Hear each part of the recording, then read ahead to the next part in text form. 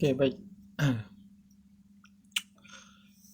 Saya akan membahas tentang isu-isu guru di abad 21. Guru di abad 21 menghadapi berbagai isu yang kompleks dan menarik perhatian.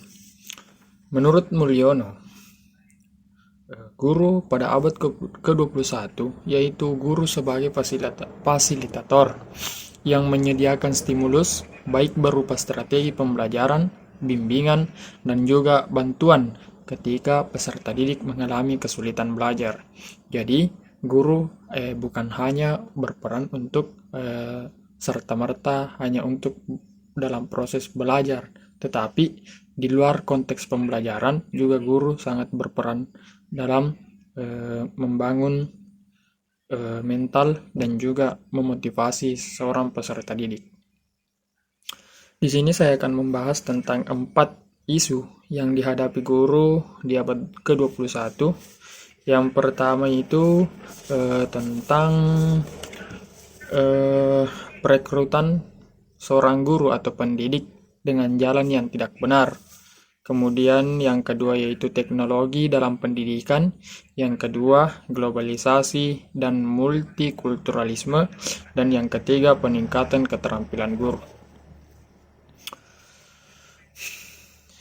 Baik, kita langsung ke pembahasan yang pertama yaitu perekrutan pendidik atau seorang guru dengan jalan yang tidak benar.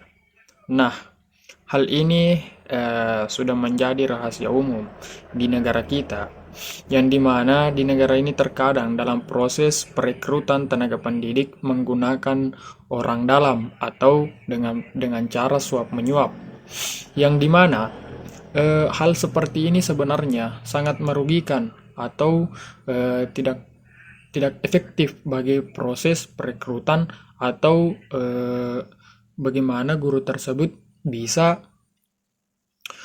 mendidik seorang siswanya, karena hal ini dapat berdampak buruk terhadap pendidikan di masa yang akan datang. Tanpa seorang pengajar yang kompeten, masa depan mahasiswa atau murid dipertaruhkan. Maksudnya, jadi ketika seorang pendidik itu diterima atau dimasukkan dalam suatu instansi di pendidikan karena menggunakan orang dalam. Nah, di sini guru itu sangat berperan, atau apabila dalam seorang guru tersebut tidak ahli pada bidangnya, maka hal ini dapat merugikan peserta didiknya. Karena seorang peserta didik itu membutuhkan seorang guru yang ahli, bukan saja tentang proses pembelajaran, tetapi profesional seorang guru, yang dimana guru ini juga dapat menjadi orang tua, menjadi teman, menjadi kakak bagi seorang siswa untuk dapat saling bertukar pikiran. Jadi, jika seorang guru direkrut karena menggunakan orang dalam atau menggunakan uang, hal ini sebenarnya harus ditindak oleh pemerintah agar hal-hal seperti ini tidak terjadi lagi, karena dapat berpengaruh terhadap perkembangan pendidikan ke depannya. Kemudian, yang kedua yaitu tentang teknologi dalam pendidikan.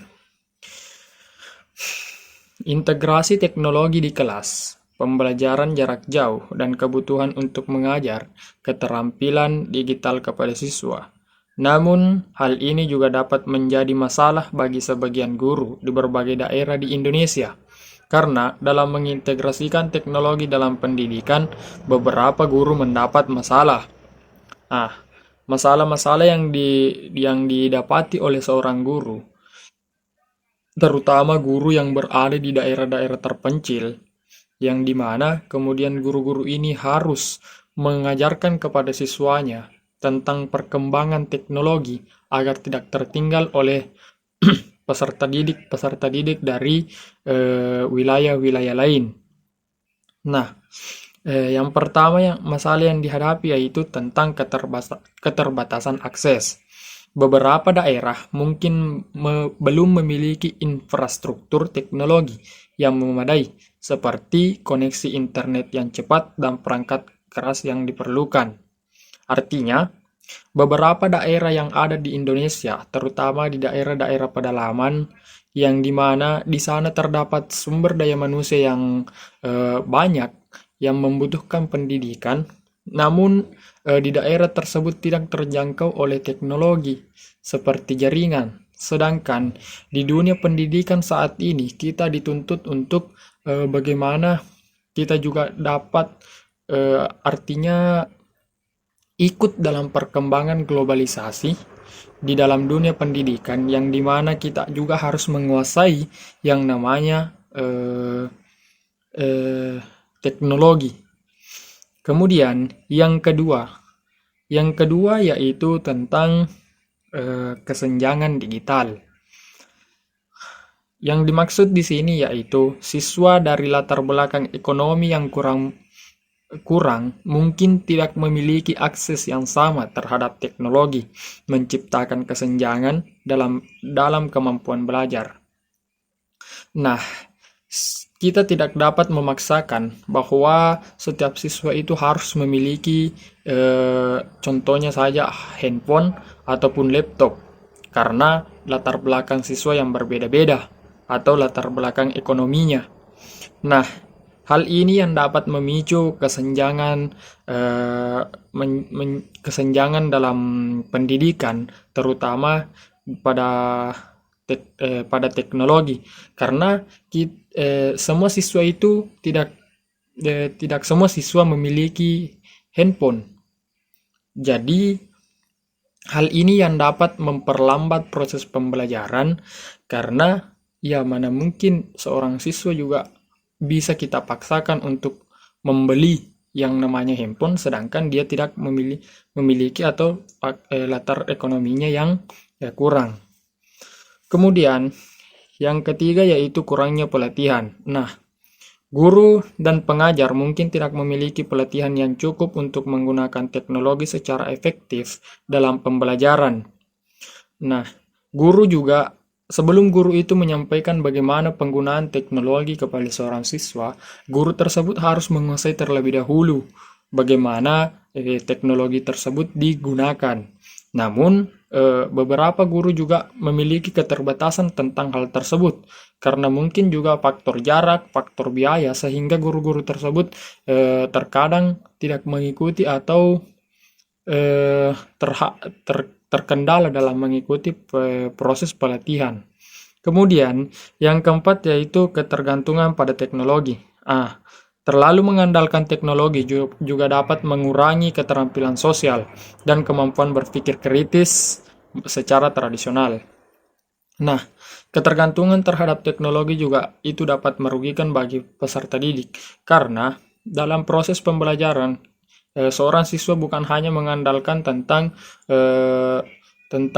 individu atau kemampuan sendiri, tetapi juga bagaimana seorang guru dapat membangun chemistry antara siswa satu dengan siswa lainnya agar dapat berkolaborasi dalam proses pembelajaran.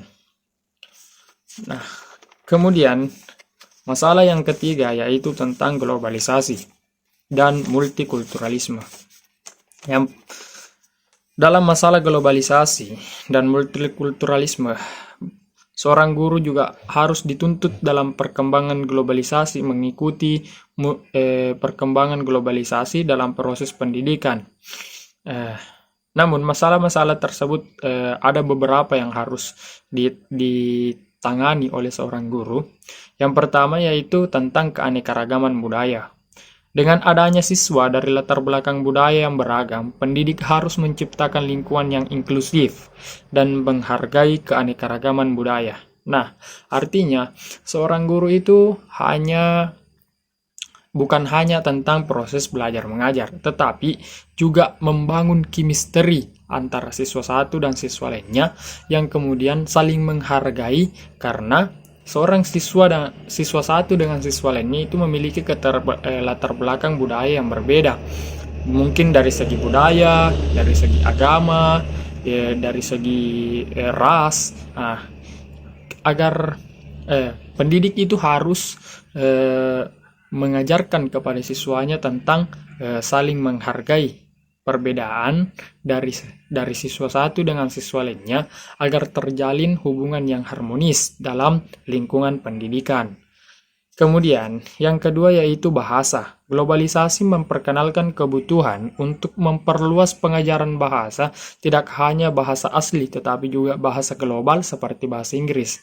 Nah, di era globalisasi seperti sekarang ini, kita dalam dunia pendidikan, kita dituntut harus menguasai beberapa bahasa, bukan hanya bahasa Indonesia atau bahasa daerah di daerah kita masing-masing, tetapi juga kita perlu mengembangkan diri untuk bisa menguasai beberapa bahasa seperti bahasa Inggris yang juga digunakan sebagai bahasa nasional yang dimana dalam proses penggunaan teknologi pun rata-rata menggunakan bahasa Inggris, dan juga tidak menutup kemungkinan peserta didik kita nantinya akan mendapat kesempatan atau mendapat rezeki bisa menuntut ilmu ke luar negeri, sehingga tanpa harus berpikir panjang lagi atau mempelajarinya lagi bahasa yang digunakan oleh orang-orang yang ada di sana.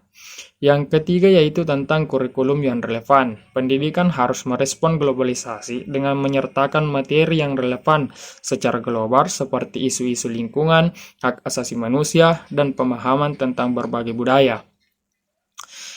Nah, kurikulum juga harus mengajarkan kepada pendidik dan juga peserta didik untuk membahas tentang isu-isu lingkungan. Di era globalisasi seperti ini, kita harus menjaga lingkungan yang ada di sekitar kita, merawat lingkungan, dan juga tentang hak asasi manusia. Bagaimana kita saling menghargai antara peserta didik satu dengan peserta didik yang lainnya, baik dari segi apapun, agama, budaya, dan lain sebagainya. Kita harus saling menghargai antara hak asasi manusia, dan juga mengajarkan kepada siswa untuk bagaimana mengembangkan mental untuk terus berpendapat dan juga menjaga budaya-budaya yang ada pada lingkungan dan budaya leluhur. Kemudian yang keempat yaitu tantangan etis, pelestarian budaya asli dan penghormatan terhadap kearifan lokal dalam konteks global yang harus berubah.